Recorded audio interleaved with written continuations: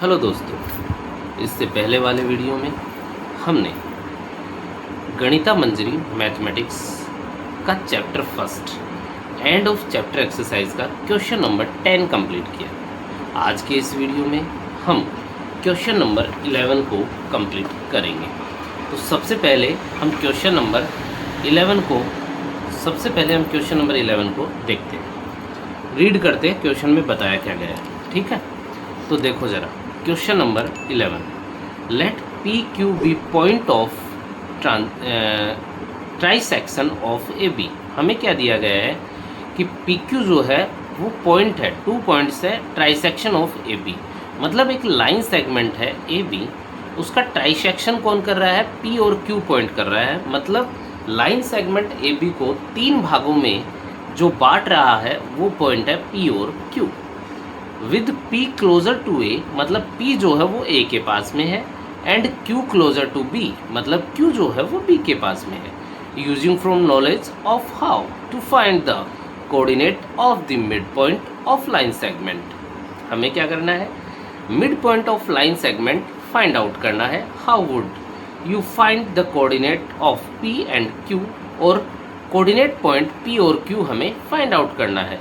This is for the case when the point are A जो हमारे पास दे रखा है उसके कोऑर्डिनेट 4, 7 दे रखे, एंड B के कोऑर्डिनेट 16 and -2 दे रखे। ठीक है, आइए हम इसको एक बार समझते हैं इस क्वेश्चन को। तो सबसे पहले इसको हम डायग्राम से समझेंगे। अब डायग्राम हमारे पास क्या है वो देखते हैं। तो देखिए सबसे पहले क्या है, हमें दे रखा है given P and Q be points of trisection of A B.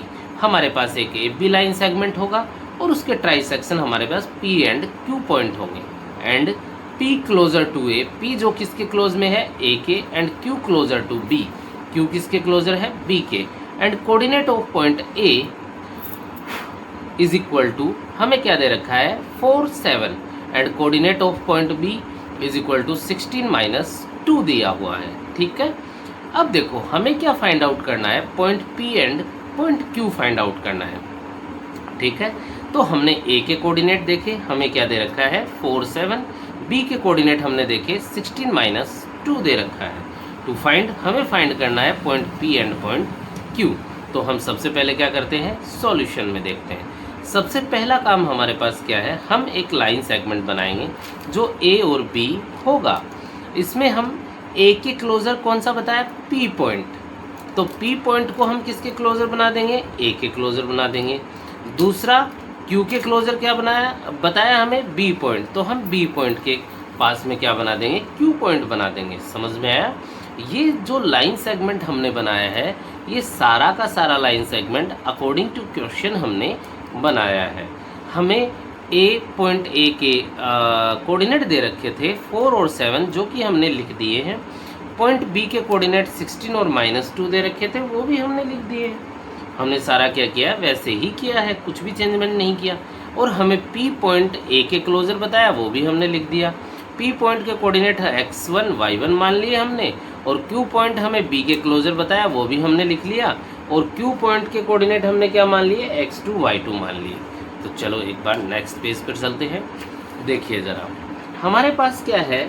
P जो पॉइंट है, P जो पॉइंट है, एक बार देखो हमारे पास जो P पॉइंट है वो क्या है? A और Q का मिड पॉइंट है। P पॉइंट जो वो क्या है? A और Q का मिड पॉइंट है। तो हम यहाँ इन तीनों पॉइंट को लेकर के यहाँ पर मिड पॉइंट फॉर्मूला लगाएंगे। तो देखो ज़रा एक बार मैं बताता हूँ आपको मिड पॉइंट फॉर्मूला लगाना है। तो देखिए, क्योंकि P is the midpoint of A Q, P जो है वो क्या है? मिड पॉइंट किसका है? ए क्यू का मिड पॉइंट है। तो मिड पॉइंट फॉर्मूला क्या कहता है हमें? X Y is equal to x1 + x2 upon 2, y1 + y2 upon 2। ठीक है, अब देखो सबसे पहले हम क्या करेंगे? x1 इज इक्वल टू हमारे पास क्या हो जाएगा? x2 + 4 अपॉन 2 हो जाएगा। क्यों? क्योंकि मिड पॉइंट फॉर्मूला हमने लगा दिया। मिड पॉइंट फॉर्मूला लगा दिया ना उसके ऊपर, A और Q। P किसका मिड पॉइंट है? A Q का। देखो ध्यान से देखो आप, अगर हमारे पास P जो है वो A Q का मिड पॉइंट है, तो हमारे पास क्या हो जाएगा, x1 is equal to x2 plus 4/2 हो जाएगा, जो मैंने यहाँ पे लिख रखा है। x1 is equal to x2 plus 4/2 हो जाएगा। दूसरा y1 इज इक्वल टू क्या हो जाएगा, y2 प्लस 7 कितना 2 हो जाएगा। तो यही तो लिख रखा है, y2 प्लस 7/2 हो जाएगा। समझ में आया। अब बात करते हैं हम किसकी, Q is the midpoint of PB। PB का मिड पॉइंट क्या है, Q है। तो देखो जरा इसमें समझ में आएगा आपको, Q हमने किसका, PB का मिड पॉइंट बताया है। तो मिड पॉइंट फॉर्मूले से क्या हो जाएगा, x2 इज इक्वल टू 16 मतलब x2 प्लस x1/2 हो जाएगा, और y2 इज इक्वल टू क्या हो जाएगा, -2 प्लस y1/2 हो जाएगा। समझ में आया। मिड पॉइंट फॉर्मूला लगेगा तो इसके ऊपर, तो यहाँ से हमने निकाला x2 is equal to 16 plus x1/2 और and y2 is equal to -2 plus y1/2 हो जाएगा।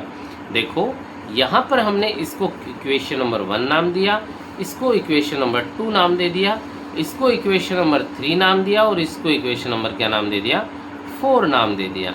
Now equation number 1 and equation number 3 से, अब देखो इक्वेशन नंबर 3 से इक्वेशन नंबर 1 की जो x1 की वैल्यू है ना, वो देखो इक्वेशन नंबर 1 ये रहा, देखो अब दिखा होगा।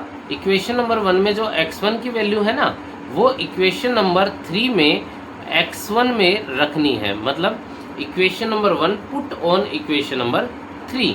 तो x2 तो ऐसा कैसा था ना, x2 प्लस 16 और प्लस इसकी वैल्यू रख दो, क्या है x1 की वैल्यू, देखो इक्वेशन नंबर 1 में क्या है, x2 प्लस 4/2 है। यहाँ पे ऐसा कैसा रख दिया, x2 प्लस 4/2 और /2 हो जाएगा। ठीक है, यहाँ पे इसका एलसीएम ले लेना, 2 आएगा, और 2 जब 16 से मल्टीपल होगा 32 बनेगा।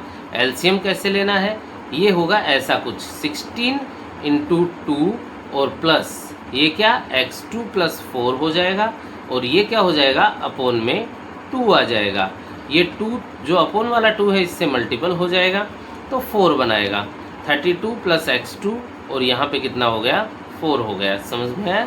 इसके आगे हम देखते हैं कैसे करना है हमें।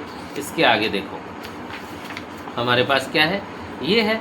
तो इसके आगे देखो हमारे पास x2 की जो वैल्यू है, x2 is equal to 32 plus x1/4 हो जाएगा। अब इस 4 को उस साइड में x2 के साथ हम क्या कर देंगे, मल्टीपल कर देंगे। तो क्या हो जाएगा, 4x2 इज इक्वल टू 32 प्लस 4 प्लस x2 हो जाएगा। अब ये जो x2 है इस साइड, क्योंकि ये दोनों देखो से इक्वल वेरिएबल के हैं, तो x2 और x2 को दोनों को पास ले आया, तो 4x2 ये जब इधर आएगा तो माइनस में हो जाएगा, 36 हो जाएगा।